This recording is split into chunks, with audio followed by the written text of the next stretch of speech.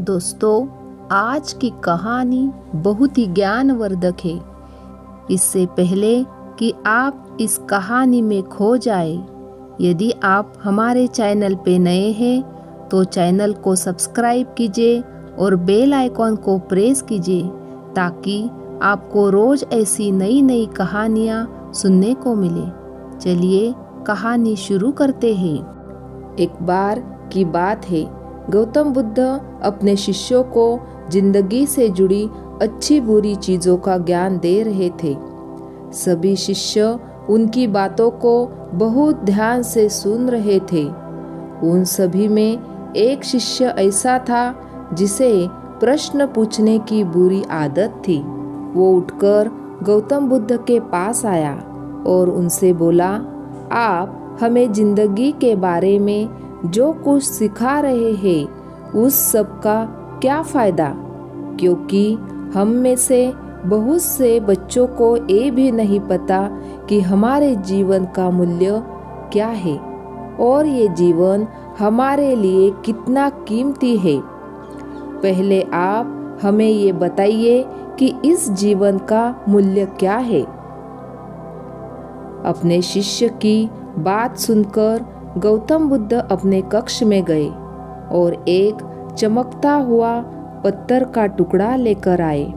वो टुकड़ा उन्होंने अपने शिष्य को दिया और बोले, मैं तुम्हें इस जीवन का मूल्य तब बताऊंगा जब तुम इस पत्थर का सही मूल्य पता लगा कर आओगे।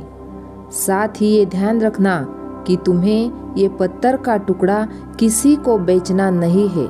गौतम बुद्ध की बात मानकर वो शिष्य बाजार की तरफ चला गया।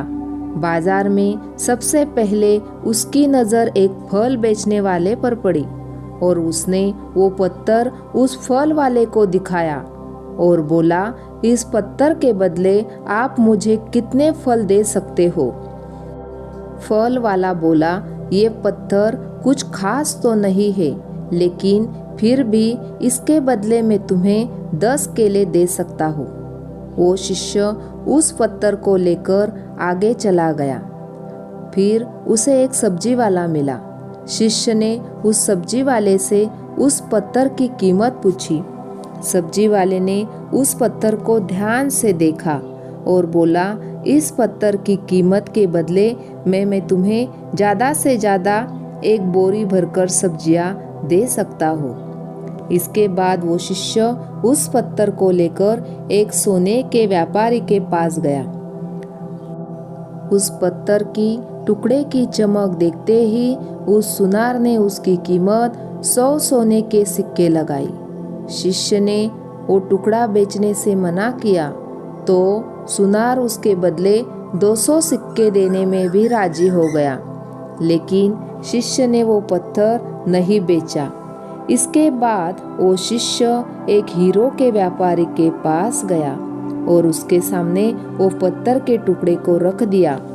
उस पत्थर को देखते ही हीरो के व्यापारी ने एक साफ कपड़ा बिछाया, उस पत्थर को उसके ऊपर रखा, फिर उसकी परिक्रमा की और हाथ जोड़कर उस पत्थर को कपड़े में लपेटते हुए बोला, तुम जिसे मामूली पत्थर समझकर उसकी कीमत पूछ रहे हो, असल में ये एक बेशक कीमती रूबी है।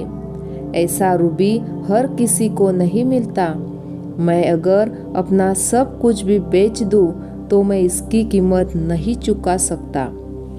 उस व्यापारी की बातें सुनकर वो शिष्य हैरान हो गया।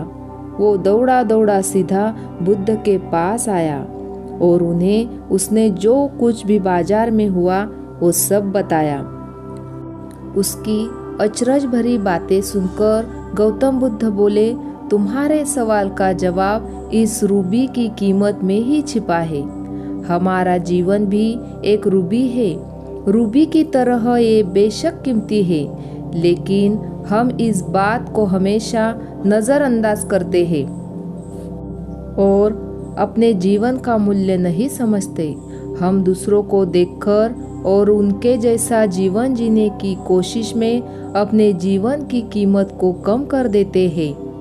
हम ये सोचते हैं कि हमारी जिंदगी की कीमत वही है जो दूसरे हमें बताते हैं, लेकिन ये बात हमेशा ध्यान रखना है कि सामने वाला अपनी हैसियत, बुद्धि और अपनी समझ के हिसाब से तुम्हारी कीमत लगाता है।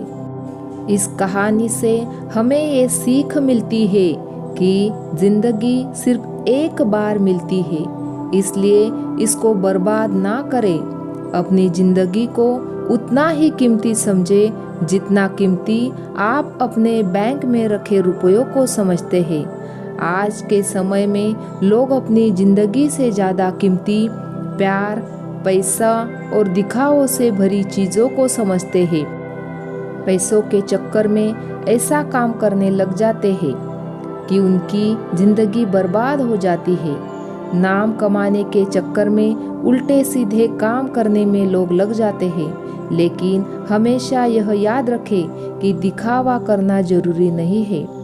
पैसा फिर भी कमाया जा सकता है, लेकिन जिंदगी को फिर से पाया नहीं जा सकता। इसलिए अपनी इस बेशक कीमती जिंदगी को अच्छे से जिए, हर पल का आनंद ले। धन्यवाद।